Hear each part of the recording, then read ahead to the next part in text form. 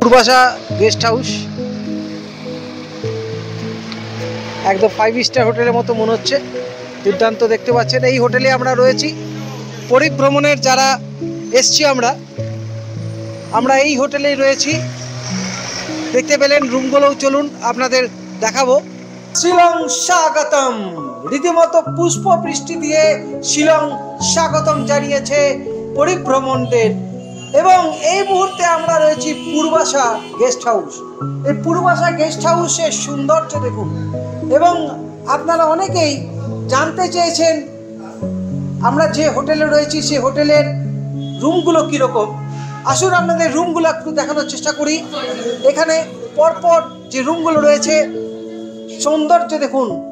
এখানে double bed, তার সাথে এখানে আপনারা ডাইনিং রয়েছে, টিভি সেট রয়েছে, সুন্দর সিনারি, দুর্দান্ত। এখানে সিঙ্গেল বেড রয়েছে, এখানে ড্রেসিং রয়েছে এবং আপনাদের বাথরুমটা দেখানোর চেষ্টা করছি। দেখুন বাথরুমও কিন্তু বিশাল বড় এবং খুবই ভালো দেখতে পাচ্ছেন, বেশ সুন্দর বড়। এবং আপনাদের সামনে আপনাদের দাবি ছিল যে হোটেলের রুমগুলো কীরকম। এবং এই মুহূর্তে দেখুন ভিউ, যদি আমি দেখতে চাই পুরো ভিউটা দেখা যাচ্ছে। এই জানলা খুললেই দেখুন, এই জানলা খুলে পুরো ভিউটা দেখতে পাবেন।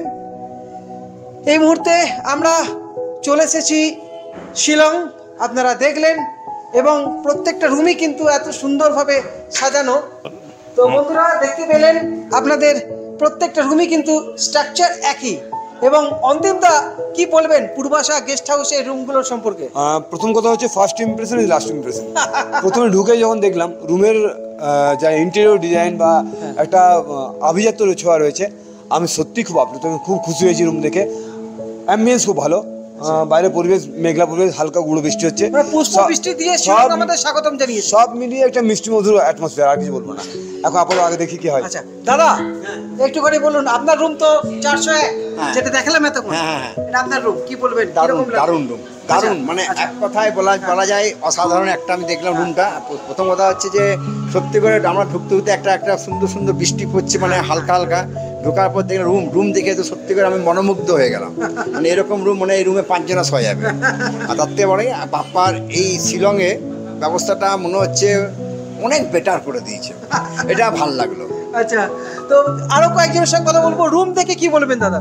দারুণ রুম, খুব ভালো লাগছে। তারপর যে কাঁচের মধ্যে যে রুমের একটা ইয়ে দিয়েছে, বাইরে থেকে দৃশ্য দেখা যাচ্ছে, বাইরে থেকে দৃশ্যটা দেখে খুব মনটা আপ্লুত হয়ে গেছিল, কিন্তু ভেতরটাও খুব সুন্দর। আচ্ছা, মহিলারা কি বলছেন একবার দেখে নি।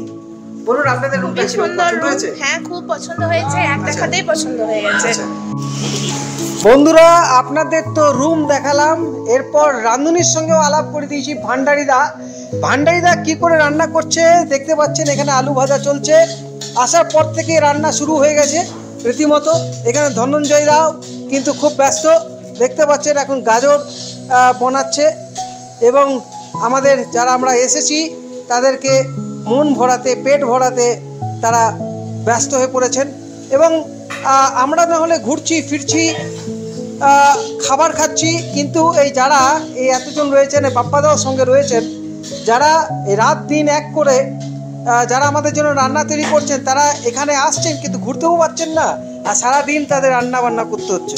তো সত্যি তাদের স্যালুট জানাই এরকম মানুষদের, যে তারা নিজেদের কথা না ভেবে আমাদের কথা ভেবে তারা যে কাজ করে চলেছেন বহু বছর ধরে। আচ্ছা, ঘুরতে যাওয়ার সময় নয় হয় মাঝে মাঝে? হ্যাঁ, কোনোদিন এমনি ইয়ে তো হয়, মানে প্রতি টিপে যাওয়া হয় না। হ্যাঁ, কোনো টিপে হয়তো এলাম, যাওয়া হয়, ঘোরা হয়। হ্যাঁ হ্যাঁ, জায়গা মোটামুটি আমরা সবই দেখেছি, কিন্তু প্রত্যেক টিপে যে প্রত্যেক জায়গায় যাওয়া হয় সেটা হয় না। তো বন্ধুরা অতি অবশ্যই আপনার নির্দ্বিধায় আসতে পারেন বাপ্পাদার পরিভ্রমণের সঙ্গে, যে কোনো জায়গায় ভ্রমণ করতে পারেন। আর দেরি নয়, ফোন করুন বাপ্পাদাকে। চোখ রাখুন গৌতমের সাথে।